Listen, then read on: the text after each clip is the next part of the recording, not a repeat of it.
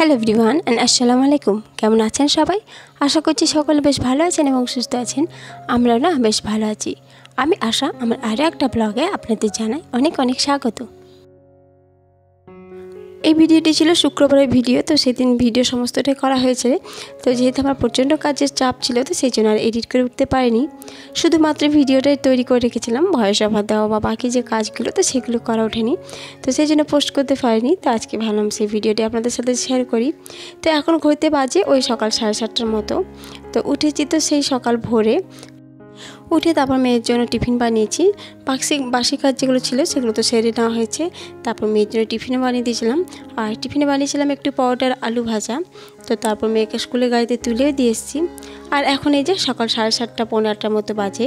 তো বাকি যে লেচিগুলো ছিল তো সেগুলো পরোটা বানিয়ে নিলাম। সকালে উঠে মেয়ে যে টিফিনটা বানায় সেটা তো খুব তাড়াহুড়োর মধ্যে বানায়, তো তখন গ্যাসটা প্রচণ্ড নোংরা হয়ে যায়।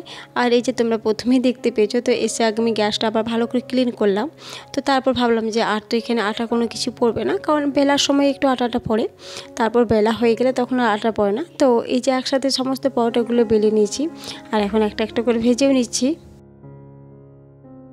মেয়েকে যখন স্কুলে ভর্তি করিনি তখন কিন্তু এই সকালে উঠে কখনো এইভাবে পরিপাটি করে পরোটা বা কোনো কিছু ময়দার জিনিস করা হতো না।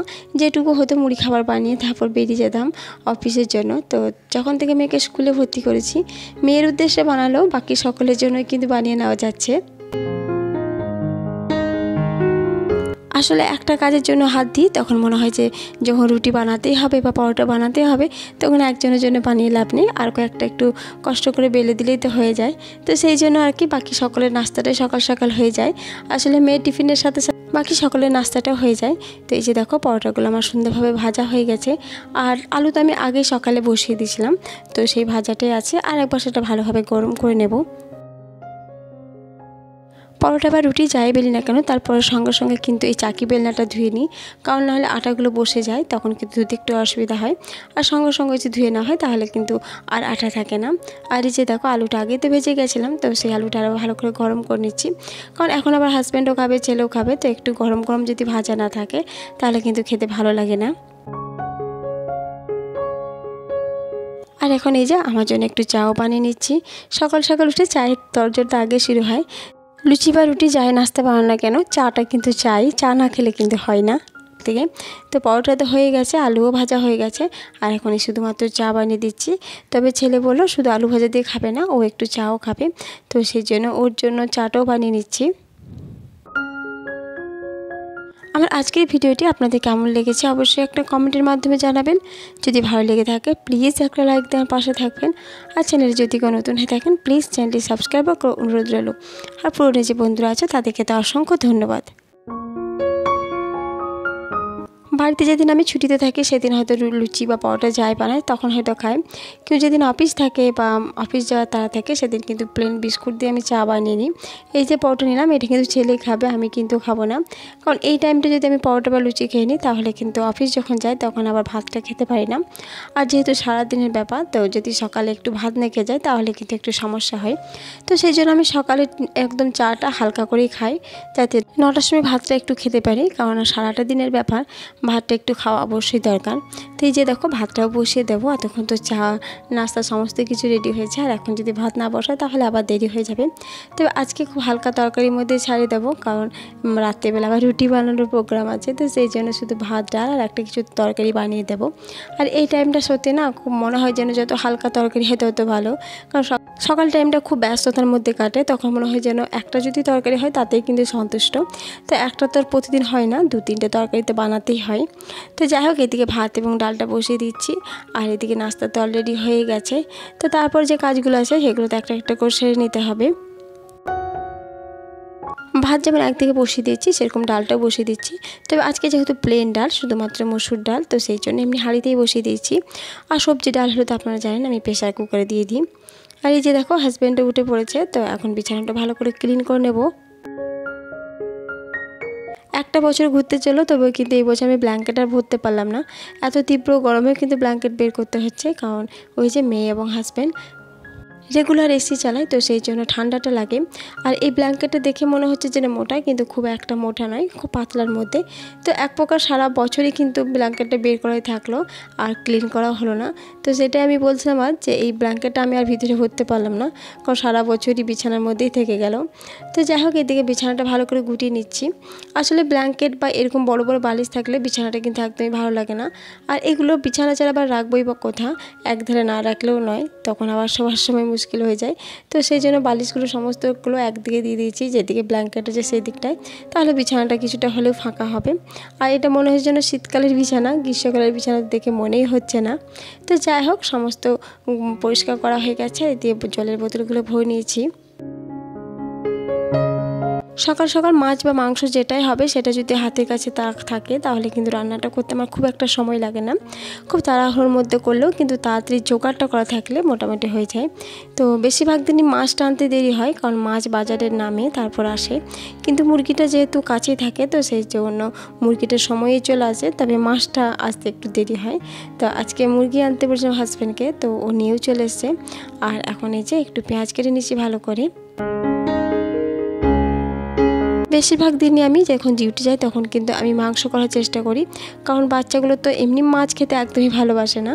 আর আমি যদি বাড়িতে থাকি তাহলে হয়তো কাঁটাগুলো একটু বেছে দিই, তখন খাবে। আর যদি বাড়িতে না থাকে তাহলে কিন্তু ওরা খাবেই না। তো সেই জন্য আমি যেদিন অফিস যাই বেশিরভাগ দিনই কিন্তু চিকেন আনার চেষ্টা করি, তাহলে ওরা কিন্তু বেশ সুন্দরভাবে খেয়ে নেয়, আমার অতটা চাপ হয় না। তো যাই হোক, এই যে দেখো আজকে একটু দিয়েছি দারচিনি এবং গোটা গরম মশলা, এতে ফ্লেভারটা বেশ ভালো আসে। তবে প্রায় দিন আমি দারচিনিটা দিয়ে থাকি, দারচিনি ফ্লেভারটা কিন্তু বেশ ভালো। এদিকে মশলাটা কষানো হোক, আর এদিকে মাংসটা একটু ভালো করে ম্যারিনেট করে নিচ্ছি। তো লবণ, হলুদ এবং গুঁড়ো লঙ্কা দিয়ে ভালো করে মাংসটা মাখিয়ে নেব, এতে করে মাংসটা কিন্তু খেতে বেশ ভালো লাগে। এবং দেখেছি মশলাটাও বেশ সুন্দর মাংসের মধ্যে যায়। তো পোলট্রির মাংস বুঝতেই পারছেন যে খুব রিচ কিন্তু রান্না করতে হয়, নাহলে কিন্তু খেতে ভালো লাগে না। এমনি দেশি মুরগি যদি হয় তাহলে কিন্তু হালকা ফুলকা হলে ভালো লাগে, কারণ দেশি মুরগি এমনি একটা নিজস্ব স্বাদ থাকে, যেটা পোলট্রির চিকেনে থাকে না। তো এই যে একটু ভালো করে মশলা দিয়ে কষিয়ে অনেকটা সময় রান্না করতে হবে। তবে চিকেন বানানোর ক্ষেত্রে আমি বসিয়ে দিই, তারপর কিন্তু অন্যান্য যে কাজগুলো থাকে তো সেগুলো সমস্ত কিছু সেরে নিই, কারণ চিকেন থেকে প্রচণ্ড পরিমাণ জল বেরোয়, আর যতক্ষণ না কষানো হয় ততক্ষণ তো রান্না করাটা ভালো লাগে না। আর এইভাবে মাংস কিন্তু কষিয়ে রান্না করতে অনেকটা সময় লাগে, অনেকটা সময় নিয়ে কিন্তু মুরগির মাংসটা বানাতে হয়, নাহলে কিন্তু স্বাদটা একদমই ভালো লাগে না। তো দেখো অনেকটা সময় পেরিয়েছে, আর এদিকে মাংস থেকে যখন তেল বেরোচ্ছে তখন কিন্তু আমি যে পরিমাণ মতো একটু জল দিয়ে দিলাম। তবে যেহেতু কষা কষা মাংস, তো খুব বেশি জল দেবো না, হালকা শুধুমাত্র সেদ্ধ হওয়ার জন্য যেটুকু প্রয়োজন তো সেইটুকুই দেবো। তবে কিছুক্ষণ ঢাকা চাপা দিয়ে রাখতে হবে সেদ্ধ হওয়ার জন্য। তো ততক্ষণ তো আমার আরও অনেক কাজ আছে, তো সেগুলো আমাকে সেরে নিতে হবে। তো মাংস রান্নার এই একটা সুবিধা, বসিয়ে দিয়ে কিন্তু অন্যান্য অনেক কাজে সেরে নেওয়া যায়। এদিকে মাংসটা হয়ে যাক, আর এই যে কয়েকটা টুকটাক জিনিস ছিল তো সেগুলো ধুয়ে নিচ্ছি। টুকটাক বলতে এই কাচের কাপ আর এই যে ট্রে, তো এটা তো পড়েই থেকে যায় যেহেতু চা খাই। আর কাজের বোন বেরিয়ে যাওয়ার পর কিন্তু আমাদের চা খাওয়া শুরু হয়, কারণ ও অনেক সকালে আসে, তখন কিন্তু এগুলো একবার ধুয়ে দেয়। তো তারপর চা খাওয়ার পর আবার এটা হয়, তো সেটা আমি নিজে ধুয়ে নিই, কারণ ও তো আর থাকে না। তো যাই হোক, এখন এই যে টেবিলটা একটু ভালো করে ক্লিন করে নেব, কারণ সারাদিন আবার থাকবো না, তখন তো আবার নোংরা পড়বে, আবার এসেও তখন ক্লিন করতে হয়। সত্যি কথা বলতে টেবিলটা ক্লিন করার কোনো টাইম থাকে না, যখনই দেখি যে একটু নোংরা হয়েছে তখন কিন্তু আমি ভালো করে ক্লিন করে নিই। আর যেহেতু এখানে কোনো আমি ক্লথ ইউজ করি না, তো সেই জন্য আমি সবসময় চাই যে এটা একটু নিট অ্যান্ড ক্লিন রাখার, তাহলে কিন্তু বেশ ঘরের মধ্যে টেবিলটা বেশ ভালোও লাগে।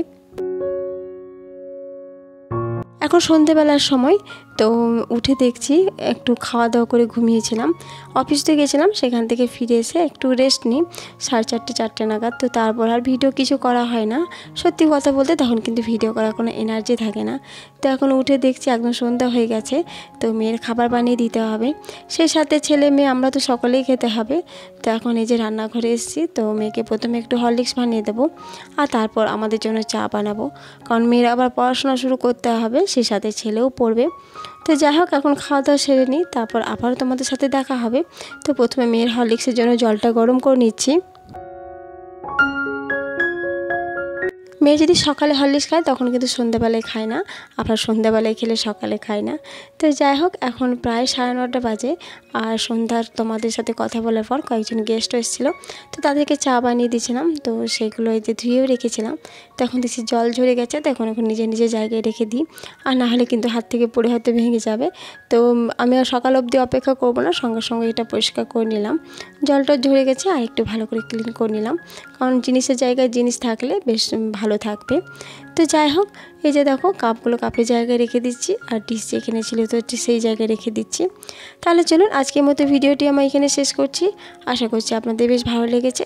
আবারও দেখা হবে নতুন একটা ব্লগে। ধন্যবাদ, ভালো থাকবেন।